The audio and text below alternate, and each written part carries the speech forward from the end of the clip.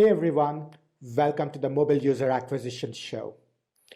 In the Mobile User Acquisition Show, we talk about how to use mobile user acquisition strategies to grow your app quickly and capital efficiently. The Mobile User Acquisition Show is presented by me, Shamant Rao, mobile growth leader and founder and CEO of the mobile growth consulting firm Rocketship HQ.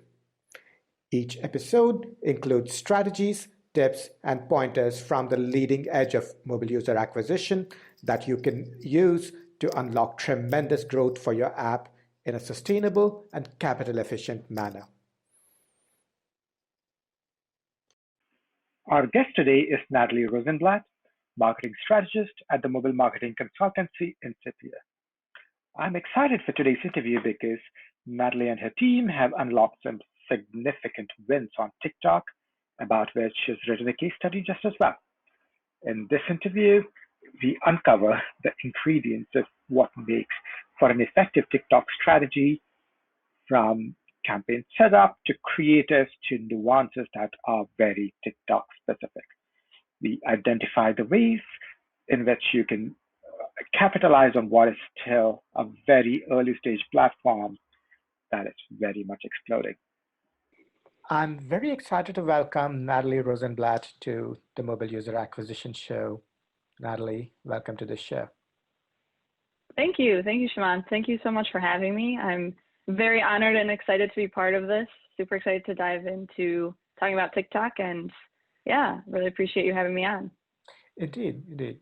I've definitely been very keen on having you because you and your team have experimented and tested and tried a lot of things with TikTok, and that all of that's absolutely something that I'm very keen on diving into today.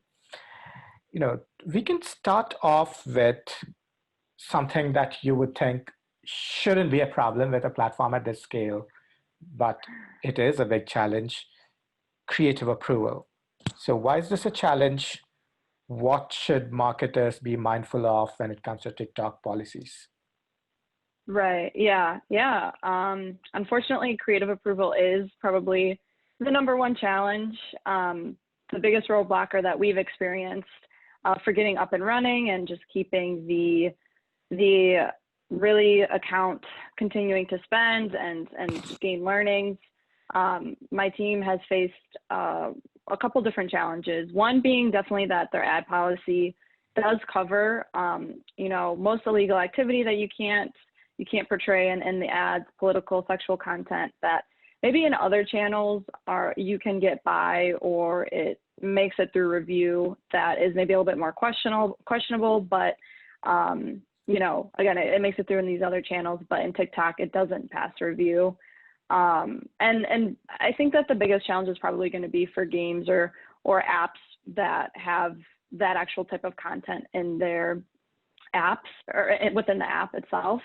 So, just being cautious of the types of levels or the type of gameplay or the type of in-app footage you show to make sure it really does not violate their ad policy has been very challenging for us. We've had a lot of communication with the account managers that we're working with, a lot of back and forth, a lot of follow-up to make sure that ads just even make it through review, let alone like if, there was an ad inconsistency. That's a lot of what we're seeing too, where there are two different ad review teams. So one review team, it's like a quality control review team, and then another review team makes it through inspection. So sometimes you'll see an ad that's maybe is borderline their ad policy that gets approved in one ad group, but you launch it in like Android and it doesn't get approved there. So again, like a lot of follow-up. And something else too that was challenging that we experienced in the first 2-3 weeks of being live in TikTok was that when we would launch an ad in an existing ad group that maybe wasn't even necessarily a brand new ad, it already had some learning somewhere else, but you're launching this in a new ad group, it would actually pause the entire ad group for review. And it would, so you would miss out on some potentially high volume days where that's what we experienced with this like logic where when you would launch an ad, it would pause the entire ad group that had already been spending. And so we missed out on some high volume days, but they changed the logic effective of April 28th. So that was great. Where if you launch now, if you were to go in the ads manager and launch an ad in an existing ad group, it will just pause that, or that ad won't start serving until it makes it through review. And something too that I really like about the ads manager with the creative challenges, it's nice that they give a reason as to why the ad was disapproved, which is helpful. You know, again, like if you think that, oh, maybe you can sneak something through and it gets caught, then it's pretty helpful where it identifies what it is that got flagged. And again, we've been working really, really closely, a lot of follow-up with the TikTok account management team. And they're super helpful too with giving a reason as to why ads don't make it through review. But yeah, I would say creative is like you're going to be your keys to success. So really work diligently with the account team that you're working with, your TikTok team. Follow the ad review or follow the ad policy guidelines. There's a checklist that you can use. Make sure the creative team has it, and you know, both marketing and creative teams know what's going to work and what's not. Yeah, and creators can be idiosyncratic on TikTok. Just literally last week, we got rejected and we found out we couldn't show kids in an ad. And this was an app for kids. So we're like, what do we do? They're like, show parents. So we're going to try that. But you're right, it's very tricky to figure out exactly how to make this work. And something else that's very specific to TikTok is what's called a safe zone. So tell us what the safe zone is and why marketers should be aware of this.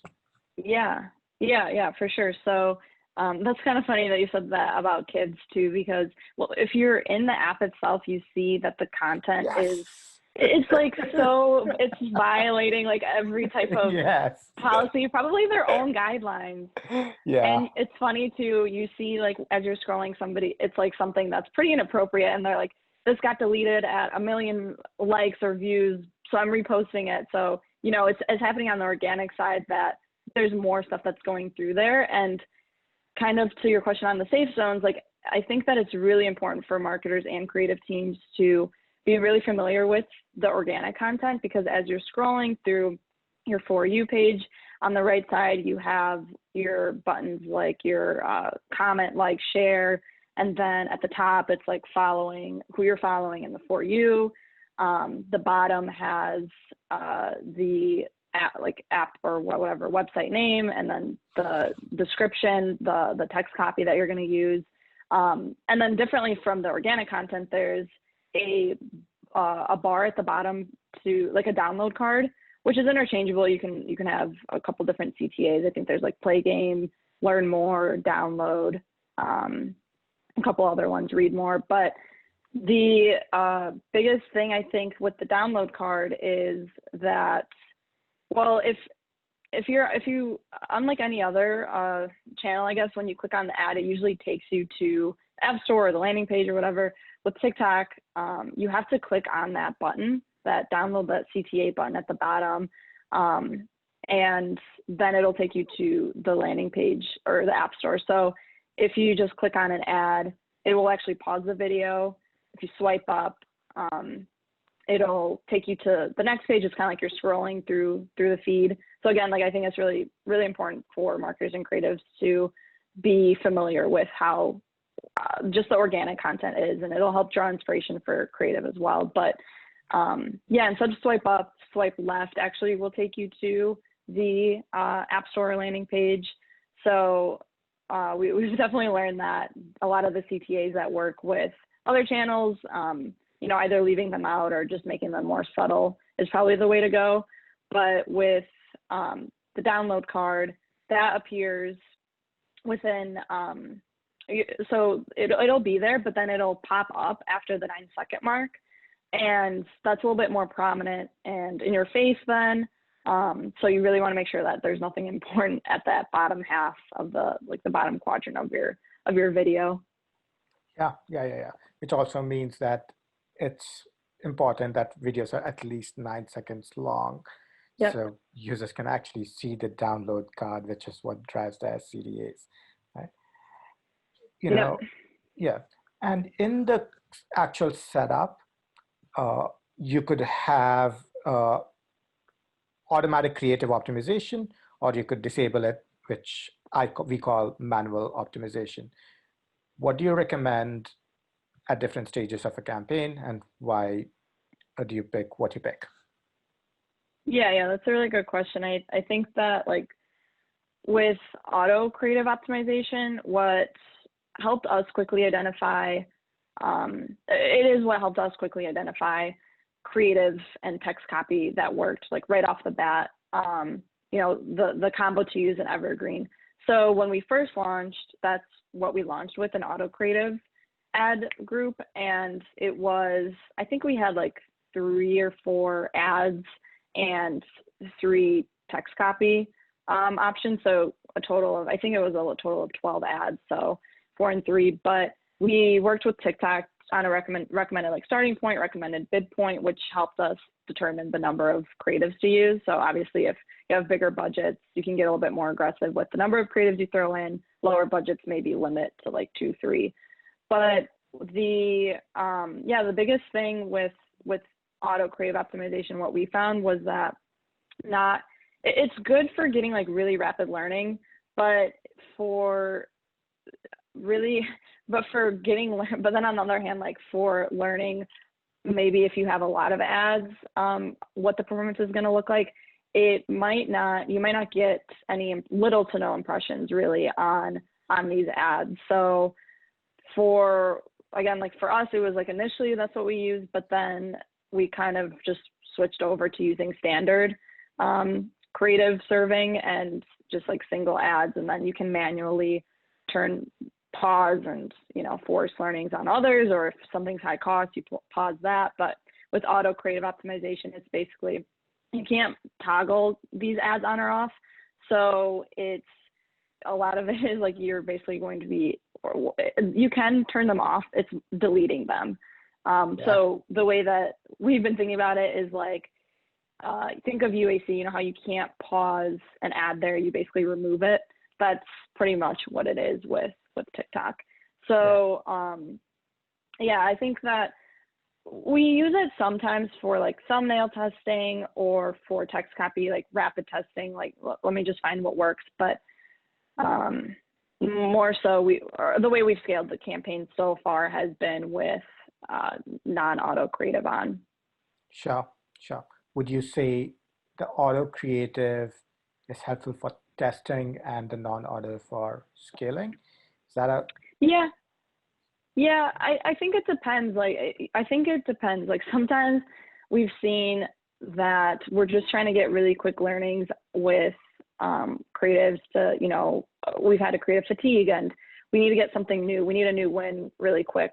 So we'll just force it through that auto creative ad group to gain some learnings. But I would say actually for the most part, we're using non-auto creative even for testing, just again, because it'll pick 1 or 2 ads and just force spend on those. And so the rest they're going to have little to no impressions. And maybe, the way we've talked about it with TikTok, why aren't these getting impressions? How do we force learnings on them?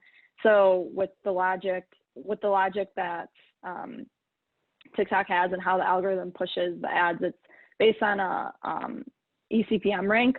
So it's your bid times your click-through rate times your conversion rate, and it'll force traffic on those winners, and the rest won't get any traffic. So we've definitely struggled with that, but kind of a workaround we've been dealing with, and curious if this is kind of what you've been doing too, but we would just restart with either single ad group creatives to force learnings. Another workaround has been using max conversions, which is TikTok's equivalent to Facebook's lowest cost strategy running uncapped. But this is in beta right now too. We've seen some interesting things with this too, where a lot of times it doesn't hit its daily budget cap on Uncapped.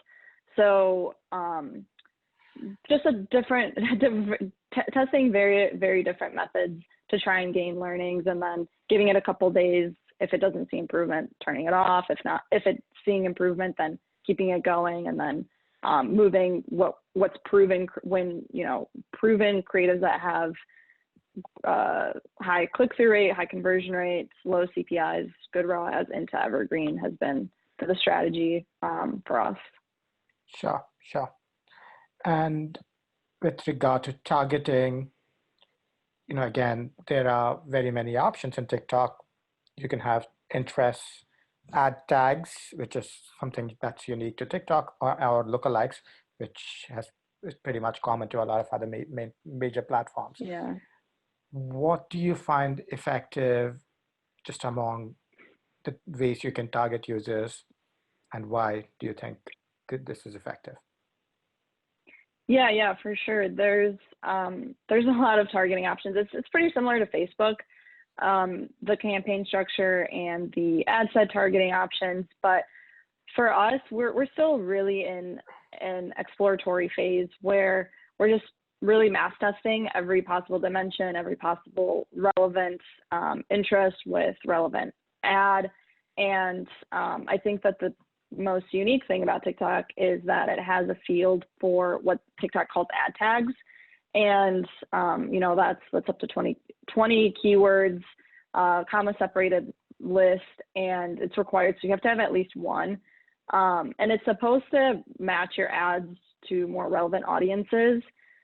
We haven't gotten a lot of feedback from TikTok on what they've seen, if the ad tags really do make much of a difference or not, or, these success stories and case studies that show, optimizing your ad tags makes a difference. But like I said, we're really in an exploratory phase where we're just testing every possible dimension. So using interest audiences with relevant ad tags, with relevant ads. I think an example could be like you have a game that has a new update that just went out, and it has a level that features like ice cream. So you create an ad around this level, and you'll use an interest audience for food. You'll use relevant ad tags like ice cream, cone, waffle. A lot of the organic TikTok content is like challenges. So like, I don't know, there's probably an ice cream challenge out there, waffle cone challenge. So what we've been doing is just looking through TikToks, like really just searching in the app for whatever you search. You can search by like users, top content, hashtags. So we've been looking at hashtags, and it gives you number of views for each hashtag. And so we're just finding ones with like millions, billions of views and just loading them up. Anything that's remotely relevant that has maybe more than like 1 million views. So far we found a win. We tested a ton, probably over 20 on different audiences. And so far we found one win with a relevant, like I said, doing that type of relevancy with the ad interest and ad tags. But again, I think it's just, testing is what's going to make it, is what it's going to take to find what works and what doesn't for your app. Certainly. And a lot of the strategy that makes sense for marketers is just a function of how the user behavior within TikTok is so distinct. How is the user behavior fundamentally different in TikTok? Can you speak to that? Because I think that influences most marketers' strategies significantly. Right. Yeah, I think that, well, it's definitely so different from anything that I guess I don't know if you've ever used Vine, but I think a lot of people think that TikTok reminds them of Vine, but I think that the algorithm is a lot different, where it's just continuously never-ending scrolling. It's the way that I think about it is in like a 3-stage process of, you feel like, everyone's talking about TikTok. You're like, I'm not going to get it. And then you get it. And then you're like, I'm not going to get addicted to it. I'm just research, and then you're addicted. And it's just, the type of content is so unique than what you see, I guess, on like Facebook and Instagram. And even now on Instagram, although like my Explore page is just filled with different TikTok content. So it's just, it's creative, funny. It's all user generated content. So it's so new that you can really do anything. There's no rules as to what can go viral and what doesn't. There's there's this like sound on TikTok that you can use that I've seen a ton of people doing with their content. It's like it's something about how it's something, not even that crazy that is going to go, that you wouldn't think would go viral. Like something like a satisfying sound, like someone cleaning their like window. And it's like, look, that was just 1,000 views right there. Like, it's just so easy to go viral. And so I would definitely say, again, like downloading it, getting familiar with the organic content, because right now TikTok is limited to select advertisers. And so building that organic presence is a huge opportunity. There aren't, like, for the apps that we're working with, we're in discussions with a couple of potential prospects, and we were just looking at like which competitors were out, and have just even an organic just an account made, and they're regularly posting, and there was like one, and it only had like, I don't know, 50 followers or something. So there's a lot of opportunity with the organic side, even if you can't get into advertising right now. Just, I would say, start creating a regular posting cadence on the organic side. And I think curating it, maybe not what you post on Instagram. This is more like, it needs to be videos, it needs to be engaging, it needs to be something like crazy. Like, honestly, it's like there's no rules of what works and what doesn't. So you can really think outside the box. And a lot of stuff that goes viral can get what TikTok calls a duet. So it's basically like a reaction style split screen where people are talking about your content, and then that blows up. So coming up with, duet this, and creating some sort of challenge around your brand. There's just endless opportunity, and it's pretty crazy, the stuff that does go viral, and how quickly. And you're right that it's so easy to make something that looks viral, and it's easy to take for granted the fact that you can add music, you can add effects, you can add overlays. You can, in fact, I actually say to my team oftentimes, TikTok's probably the best video editing tool out there. It's even for a lot of our other platforms, we just use TikTok to add effects that look really, really cool. Their video editor is great. Yes, it's awesome. Yes, totally. And speaking of creators again, what do you find to be the elements of high performing creators? Knowing that there is no like formula, but are there certain ingredients, certain elements that you see could be contributing to performance? Definitely sound on, definitely portrait videos. You can have landscape and square, but we've tested a couple and we haven't found anything that works better than portrait.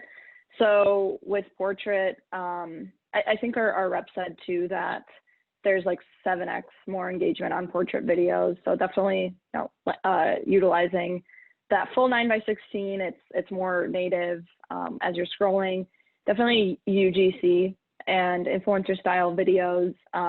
We're starting to build like an endorsement pipeline really of people to just make these videos. And if you can't find anyone or you don't have a budget to do it, just see if like you have friends who are willing to do it, and have them record themselves. And like you said, in the TikTok video editor, it's super easy. I will say the one thing that with the TikTok editor is when you save the video, it saves with the TikTok logo, and it kind of moves around in like the corners.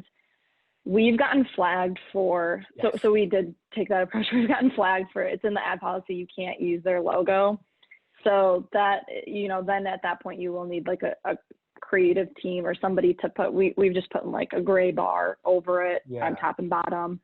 Yeah. So that's been a little bit of a nuance, but again, like it's helpful, that TikTok video editor, for just getting something out. But yeah, I think that their best practices, like you said, it's at least 9-second videos, max is 60. They did just share, or I mean, I don't know if they just shared, but I just noticed that they updated their like best practices for short videos to be between 9 and 15 seconds. For us, we find probably an average of like 25-30 seconds that works, but I really think that it's just, they say this too, just test different increments, find what works for you, test shorter versus longer. Something that we've been doing is on creatives that have high click-through rates and conversion rates, or just meet that benchmark, but don't get a ton of spend, maybe. We can't scale them out. We're testing trimming them at the 9-second mark.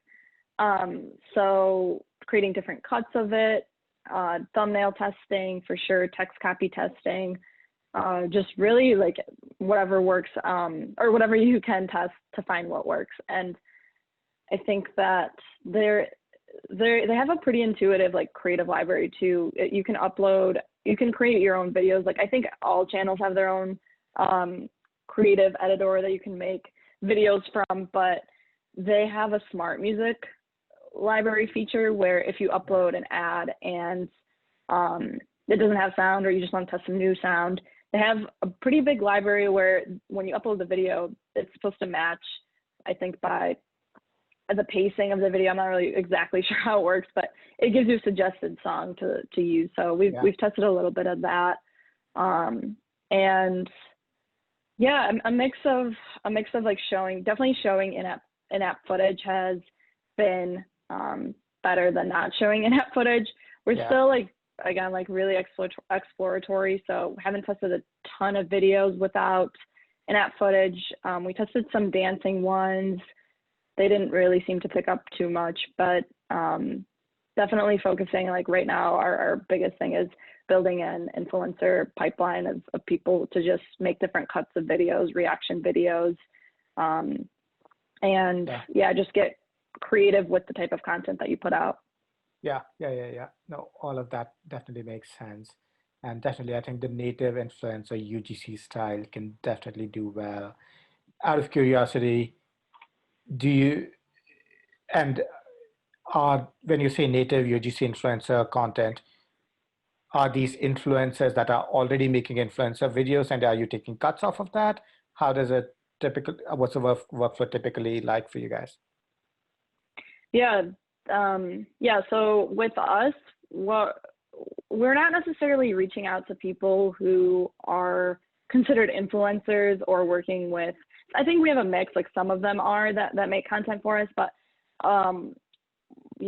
we've just been like reaching out to people who have funny creative content with maybe like, I don't know, over 10,000 likes on a couple different videos that you can basically, their audition tape is their profile. So just DMing them, seeing if they'd be interested in making some content and working with, we set up a contract to work with them, but they don't necessarily have to be considered like influencers. They could be, just normal people who their content went viral, and it seems like they have they resonate with TikTok users, and so reaching out to them directly, and just really getting creative with the type of content that we're asking for, letting people who we reach out to.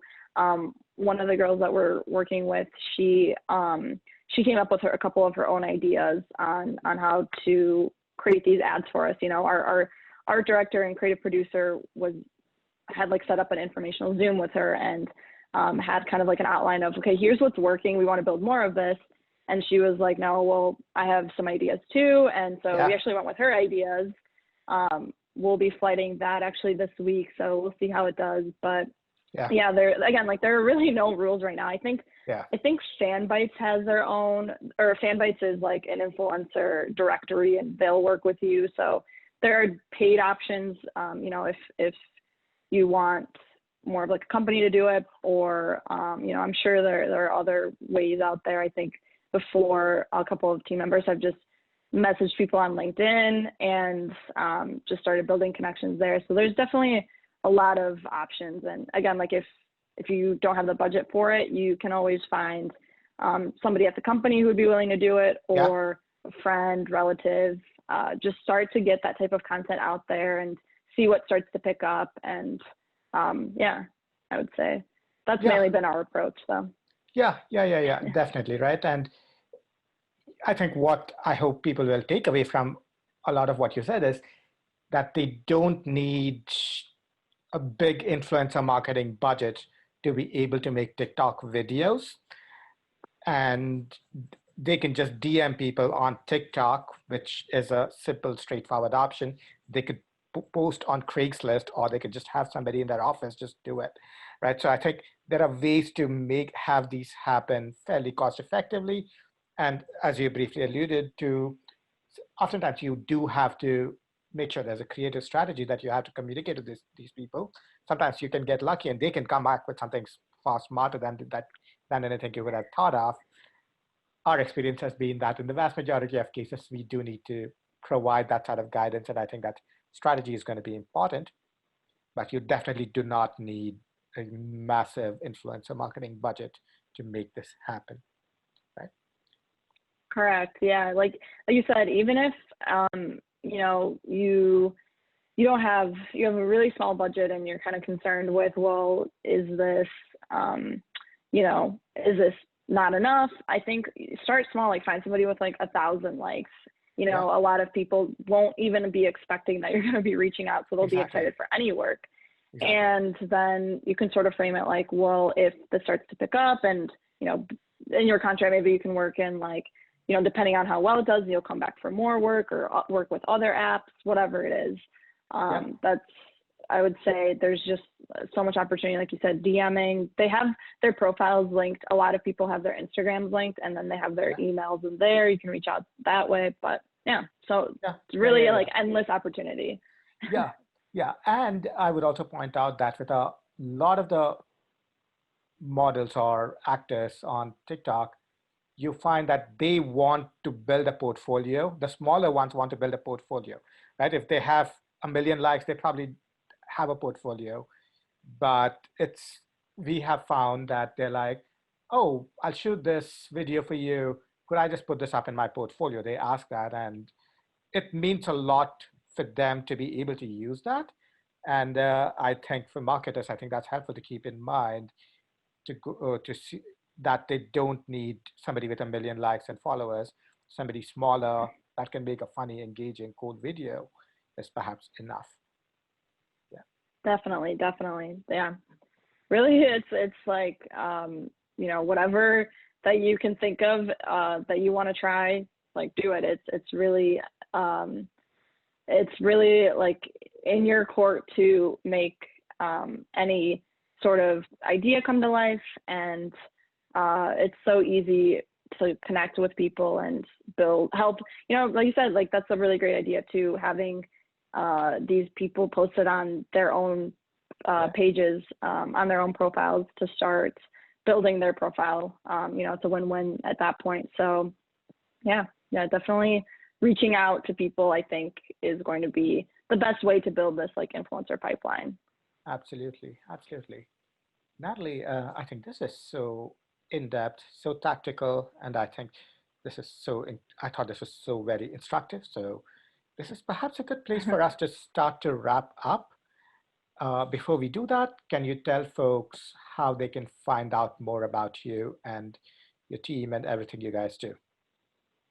Yeah, of course. So, well, thank you so much, first of all, to you for having me. This was great to talk through with another marketer too, who's had these challenges and pain points and successes. So this was a really great conversation. But to learn more about me, so I work at Incipia Mobile Marketing Consultancy, and I did write a blog post on TikTok summarizing like a case study that of different findings and takeaways that we've learned from working with one of our apps. And that's posted on Incipia's website. You can connect with me on LinkedIn. And yeah, definitely look forward to connecting and learning more about other people's TikTok's experience and other creative and marketing teams' challenges and wins. I think that right now TikTok is like this brand new hot topic, and it will be for a while. And especially as it opens up to more advertisers and then eventually becomes like self-serve, then there's just going to be a lot more content of what works, what doesn't work, and I'm excited to grow this like TikTok knowledge base and network that we're starting to create within the mobile marketing industry. Indeed. Thank you again, Natalie, for being on the Mobile User Acquisition Show. Excited to put this out into the world very soon. Yes, me too. Thank you so much, Mant. Thank you for listening to the Mobile User Acquisition Show. If any of this was helpful or instructive, I would love for you to leave us a review or rating on iTunes, Stitcher, Overcast, or wherever you get your podcast fix. This podcast takes a ton of time, effort, and love to produce, and I deeply value every review and every piece of feedback that you share. Thank you for listening, and I will look forward to sharing our next episode soon.